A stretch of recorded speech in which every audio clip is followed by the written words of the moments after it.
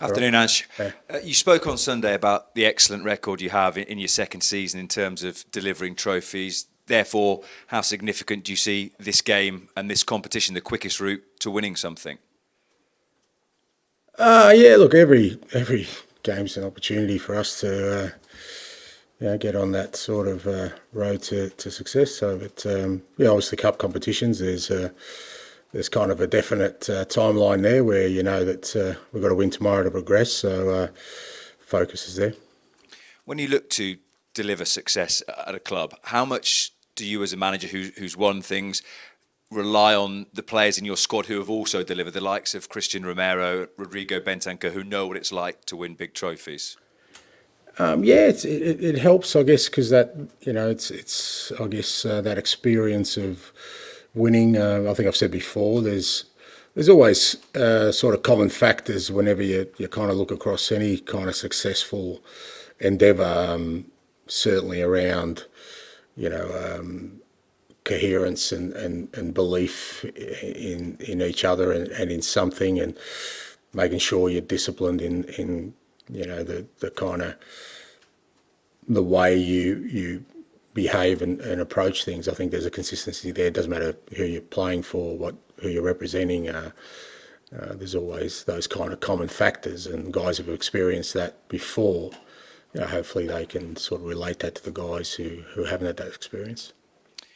When you come to thinking about the team that you might select tomorrow, how difficult is the balance between results-wise not being great so far this season, and you need to build a little bit of momentum, but you're in the middle of a run of 7 games in 21 days, and you can't, I'm assuming, flog the same guys for all of those 7 matches? I think the main thing is we want to win tomorrow night, so you're kind of looking at which players are in the best position to do that, and so you do take into account there's a game a couple of days ago, so we're looking at guys who see how they've recovered from that. Got some guys who haven't played much who are ready to play and contribute, so it's always about trying to put a team out there you think's going to win and get the job done, and that's what we'll do tomorrow. Just a final one then on the team that you might select, is Yves Bissouma in contention? No, Biss still not where we want him to be, so hopefully still a chance for the weekend. Thanks, Ange. Nizar, please. And I wanted to ask you about Christian Romero. There was a retweet of an Argentinian journalist tweet where he suggested that he didn't get his travel paid for in a private jet back to the UK after international duty, and maybe that left him tired or ill, depending on how you look at the translation. But I just wondered, had you seen that? Have you commented on that? Have you spoken to him about that, or just to clarify the situation in general? No, it was mentioned to me, but it wasn't mentioned to me before the game. Knew nothing about it. All the players got back Thursday. We had a Sunday game. No one reported anything other than the usual checks from people from coming back from international duty. So prior to the game, no one said anything. Just confirm that Christian was fine and well to play the game. There was no risk taken with a sort of illness or anything like that. As I said, there was nothing before the game that was mentioned to me. And I read a FIFPro report about players and the travel they've done, and Christian was actually top of all players in world football last year. I was wondering if you're aware of that, and is that just a challenge that maybe some of the South American players and maybe some of the Asian players have to deal with, and do you have a sort of sympathy with the guys over that sort of issue? Yeah, but that's not a new thing. That's been going on for quite a while. I'm not sure why it's relevant today. I think that's been going on for a very long time. I've got Mile Jedinak asking how many kilometres he did whilst trying to have a career over here in Europe. So it's not great. It's not ideal. It's a price sometimes you have to pay for international fixtures. At the same time, I think it's right that particularly the players are really concerned about the amount of games they're playing. I think that's really relevant. But the tyranny of distance has always been there. I think starting to clutch a bit if we're using that as something for the weekend. That had nothing to do with our game on the weekend, but as an overall, I agree. I think the international calendar is really putting some strenuous demands on footballers to perform at the highest level, and we know that them representing their country is really important to them. We know the distances involved in that, particularly like I said for South American and Asian players, and it's something we kind of need to have a look at from a holistic point of view. But not really relevant to the current situation. Could I just ask, follow up on that? Sort of seen Alisson and Akanji, they've come out and said that they're playing too many games and they're sort of starting to feel it. Do you feel that among the players you work with, and are the new competitions the problem? I mean, again, not specifically here. I definitely think that we're pushing the boundaries of what, you know, we're asking of players today. If we want, you know, sort of elite performances across the board and players, you know, being available constantly, that, you know, I think we're bursting at the seams in terms of how much requirements we put on players. Absolutely. Ali. Hi, Ange. Your brand of football is kind of this relentless, like we never stop kind of attacking football. Are there any points, maybe especially on Sunday, and maybe particularly after they scored, that there was any frustration that it seemed to slow down? It seemed a bit more hesitant in that final third area.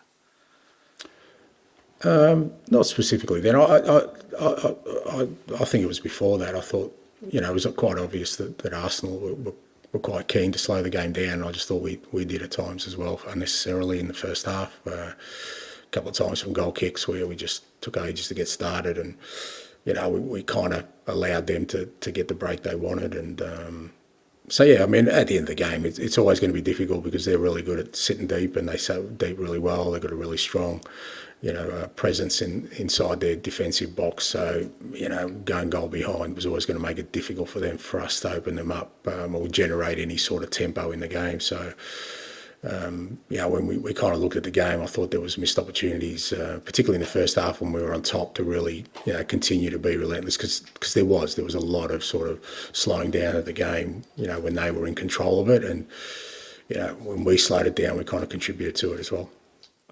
Guillermo Vicario after the game was getting a little bit of criticism for the goal, maybe suggestions he could have been stronger and come out. Is that something you see any validity in? I think, yeah, there's a collective responsibility there within something like that. You know, it's, as I said after the game, it's a moment where we switched off in many respects, you know, from our focus, which had been really good up until that point, and, you know, we got punished for it. And some of the younger players maybe working towards their chance, Archie Gray, Lucas Bergvall, obviously new arrivals, maybe even someone like Mikey Moore. Could we see any of these players tomorrow? You can see them, yeah. They might even be on the pitch, mate. Yeah, no, they're ready to play, and you know, we're keen to get them some game time. That's why we brought them to the club, because they're training really well. You know, the games haven't gone the way we wanted in terms of, you know, giving them some more exposure. But we always knew that, you know, this was the period where it starts, not just between now and next international break, but post that, really, probably till the end of January, we're going to have a really busy schedule, and they're going to play a big part in that. So, you know, guys like those three you mentioned, and, you know, Wilson, who hasn't played a lot so far, Pape, you know, a lot of these guys, Radu, you know, we're keen to get them playing because we're going to need them. Okay, finish this section with Ian, please. Hi, Ange, how are you? Good, mate. In terms of last season, I know you mentioned it a few times about how you were frustrated that you'd gone out in the first round of Fulham because later on in the year you didn't have the number of games you wanted your team to have. Will that be, as well as winning a trophy, will that be a big sort of thing you'll want to impress upon your team tomorrow, that this is a chance for some of the players to play on a more regular basis this season? Yeah, I mean, we didn't have Europe last year either, so, you know, like I said, it was an unusual year last year where, you know, for a club our size and, you know, with the squad we carry, that we didn't really have the volume of games, and going out in the first round of the Carabao Cup didn't help that. But look, it's an opportunity. It's an opportunity to play. It's an opportunity to impress. It's an opportunity for us to advance in a competition. All those kind of things are still true, and that's what we're focusing on. And I know you reiterated at the weekend that the second year is a year where you win a trophy. It's amazing, isn't it? Like, I just stated a fact, and it seems like, am I supposed to just lie or just say it never happened? But no, it's just it's confusing to me that people are making a big deal out of something. I'm not sure how I'm supposed to answer something that is true. Like, if I don't win it in the second year this year and I come out next year and say, well, I always win it, well, no, actually it's not true. But I've just said something that's true, and it seems like it's upset a lot of people for some reason. I think it's because it's unusual that we see a manager who... Saying something true? No. Well, yeah, say that. Somebody said, yeah. You can say that, I couldn't possibly comment, no. But it's quite bashful about their team's prospects. But it's... do you really think I'm it's me sort of being boasting. Like, how am I supposed to answer something that's true? Is it to say, well, actually, no, it wasn't that important. They were easy competitions and they don't mean anything. And I mean, if you've achieved something, aren't you supposed to say, yes, I have, and that's what I hope to do again? I'm not really sure, like, why people misconstrue it as me trying to boast about something. I've answered a question, which I think somebody else brought up here anyway, which before that, which is true, and that's always happened. And my plan is for it to happen again this year. And if it doesn't happen, then I can't answer that question the same way next year. I can say mostly, not always. Well, just following on from that, because opening 4 games, you easily could be sitting there and won all 4, the way your team have played, domination against Leicester, but they haven't. So, in a sense, there's the winning mentality. How do you marriage the winning mentality with your philosophy going forward so you win more?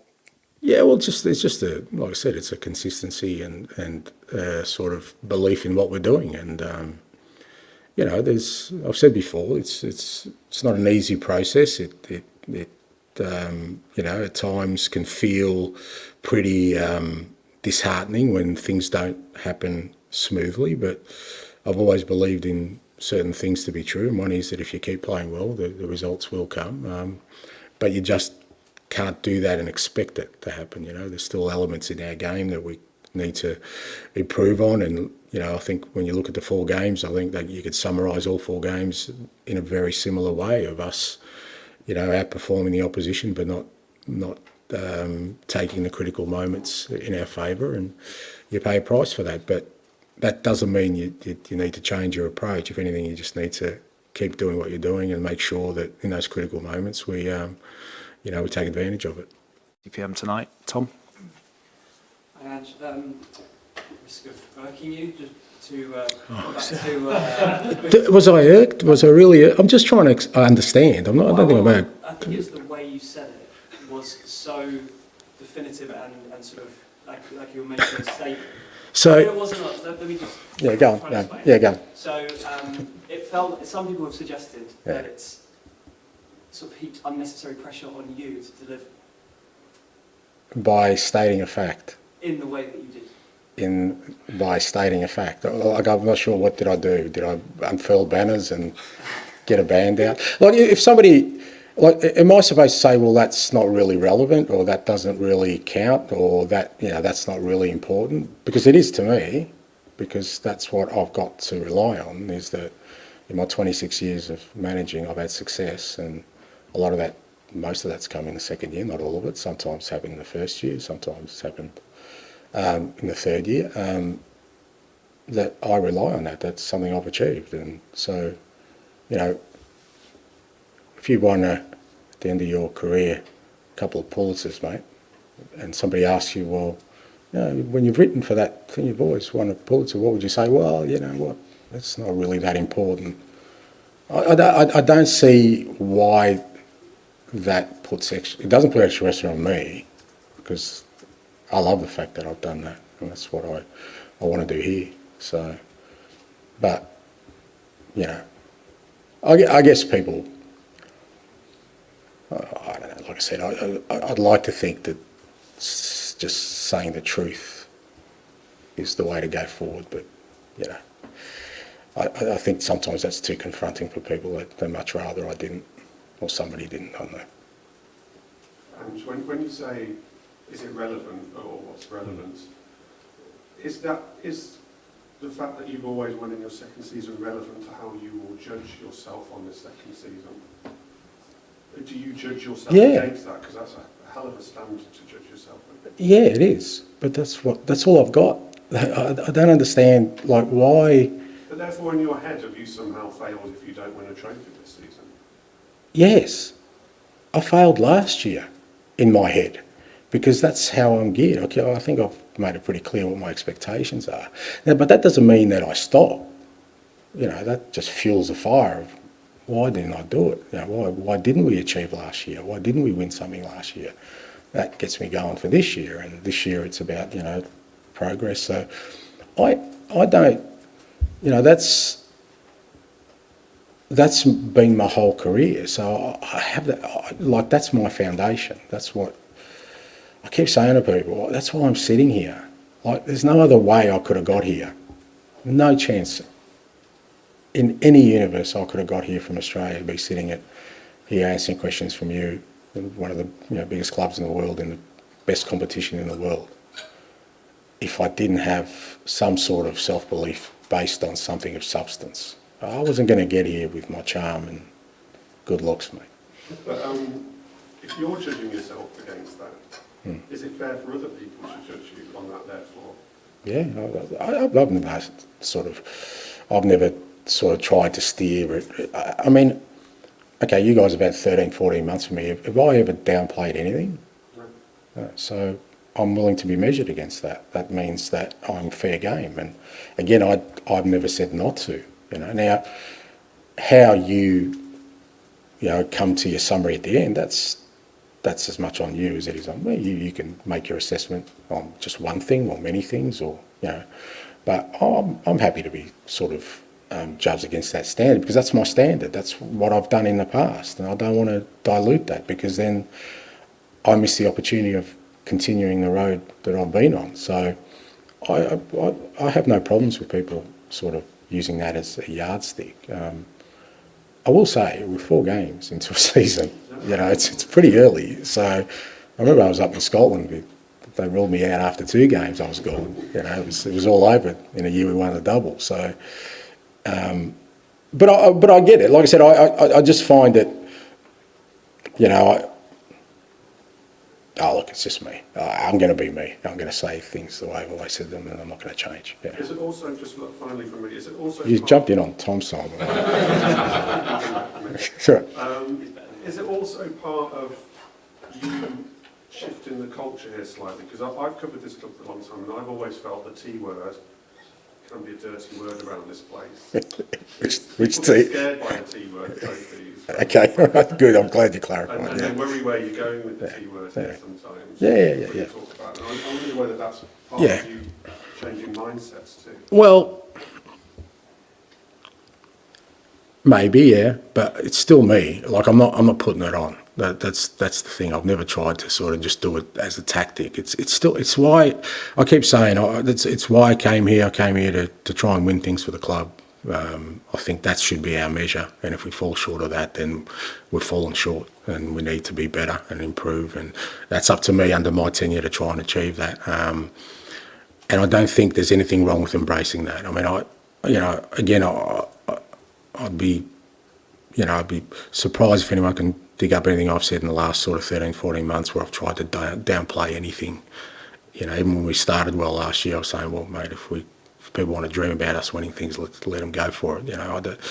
It's just the way I'm wired. I think it's the way forward, and I think you need to embrace that if you want to become a successful club, and not shy away from it. It's easy to look. Not it's easy. I shouldn't say that, but if I came out here and said, look, this is going to take 3 or 4 years, it would relieve pressure. But I don't want to wait 3 or 4 years. This year's an opportunity, and then if we do well this year, next year's an opportunity. So that's the way I think about it. The last 15 years or so of this competition has been won pretty much by United, City, Liverpool, Chelsea, so the richest clubs, and people might look at that and say, well, maybe it's too much for a club with Tottenham's financial resources to do it. It seems too daunting. Do you just stray away from that? Is that why you think it's too dangerous?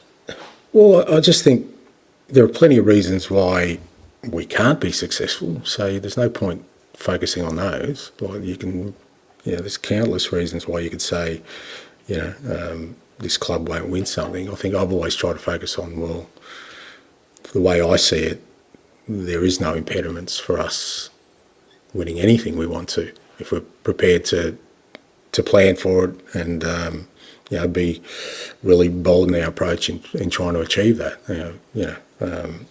I don't think there's anything limiting this club having success. I really don't believe that. That's why I'm here. But that doesn't mean we're ready for it now. Just means that that's what we should be striving for. Just on being ready for it now, because you said you don't want to wait. You said after the game the other day, the team lacked conviction in front of the which is a recurring theme at times. It's a young squad. That's Yeah. consistently often happens. But do you feel from what you've seen so far that particularly attacking players have what it takes this year to achieve what you want to achieve? Yeah, look, I don't think we're. Yeah, I mean, when I look at it, like, I think there is so much more upside. We're nowhere near capacity in terms of the players we have there at the moment. I mean, Dom Solanke is an obvious one. Richie hasn't even played yet. I think it's fair to say Sonny's had a sort of stop-start to the season. I think he hasn't hit the consistent levels. So I think the other guys like Brennan and Wilson, and I think there's a lot of growth in them. And Timo hasn't had much of an opportunity. I look at our attacking sort of midfield players again. I think there's massive upside in Kulusevski.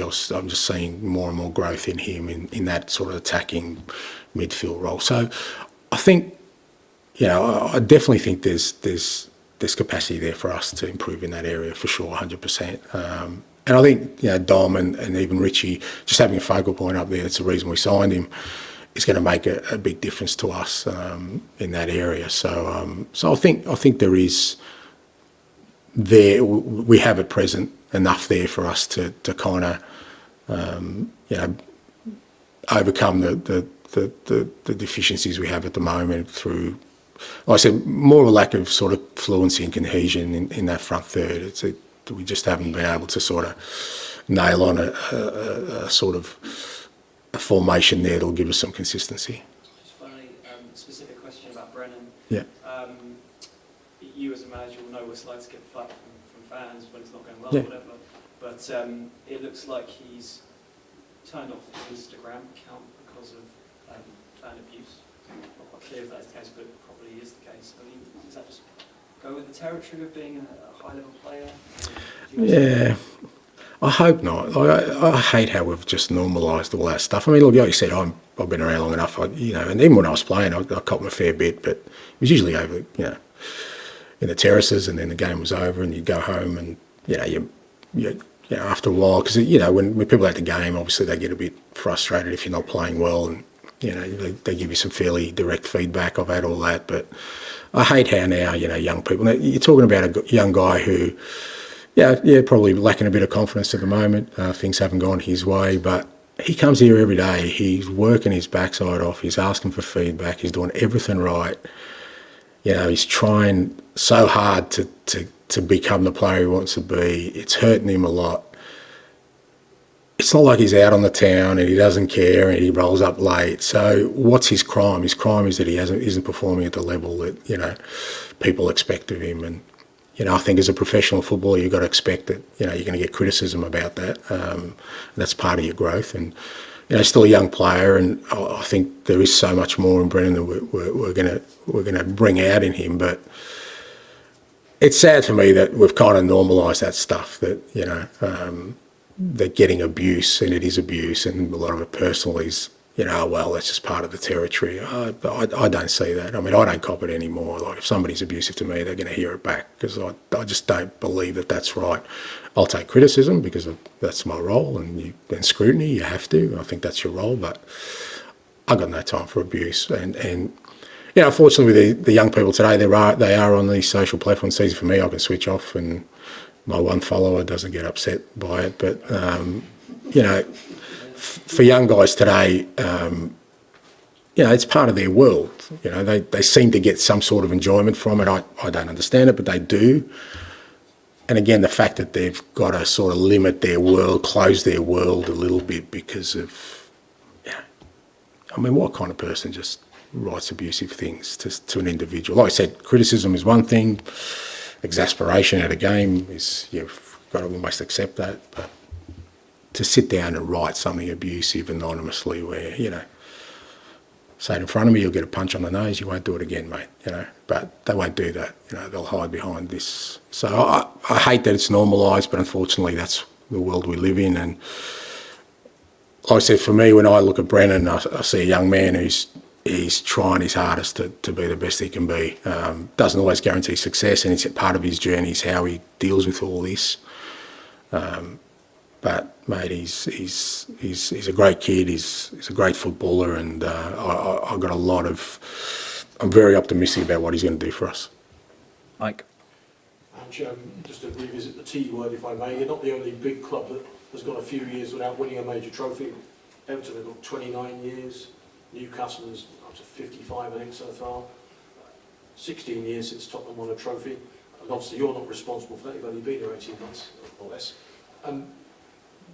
Is it time that Tottenham Hotspur won another trophy? Is 16 years too long for a club of this size not to exercise the silver polish, as they say? In isolation, yes, because I think, you know, with the fan base it has, and they've seen other clubs, you know, of similar stature win trophies in that time. I say yes. I think you've always got to put into context the fact that, you know, there's a period in there where they got very close, and we know in football it's fine margins sometimes between success and failure. It's not like it hasn't been, you know, at the doorstep of success during that time. So you've got to say, okay, well, it hasn't been a total waste of 16 years.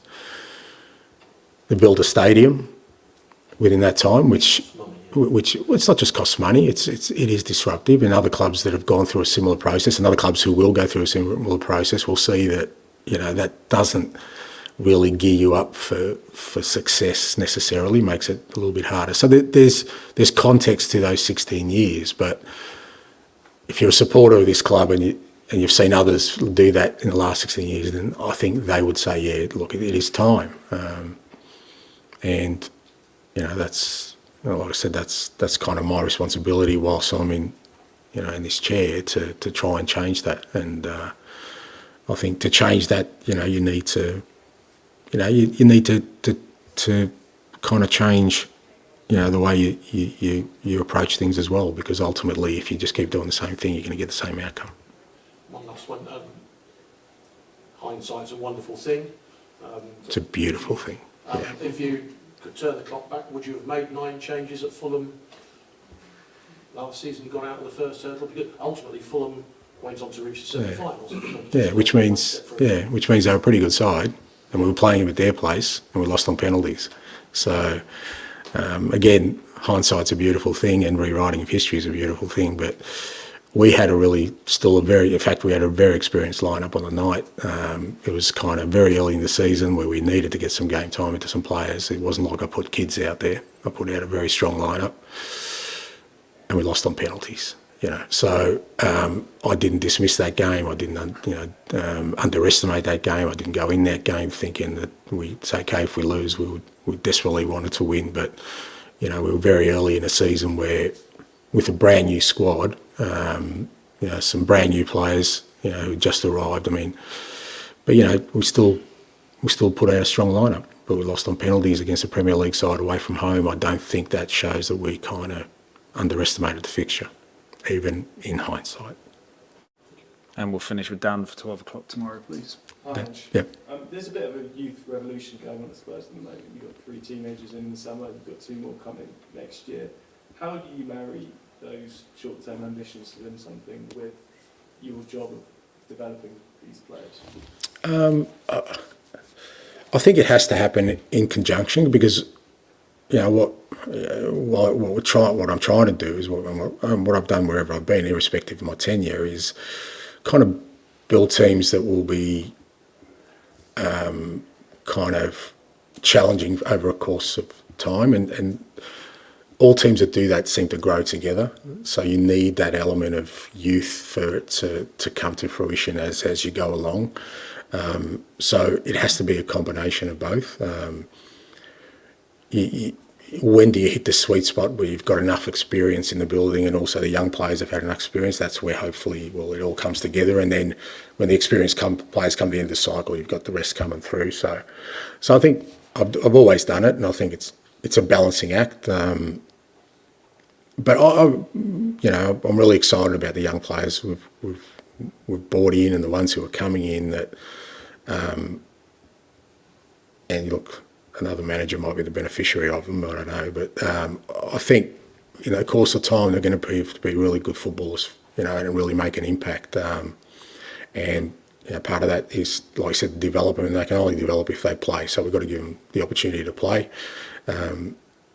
but just the three we brought in, sort of with Mikey as well, young Will Langshaw, but Wilson, Archie, Lucas. I just really love watching them at training at the moment. They want to play, they want to make an impact. They don't look like 18-year-olds or 19. That they behave like it, which is great for me because when they're 21, they're going to hopefully be flying. But that's kind of part of our responsibility to develop them. But I think if you want to sort of have successful kind of period, I think you can't just bring in just experienced players and sort of go for one hit at having success.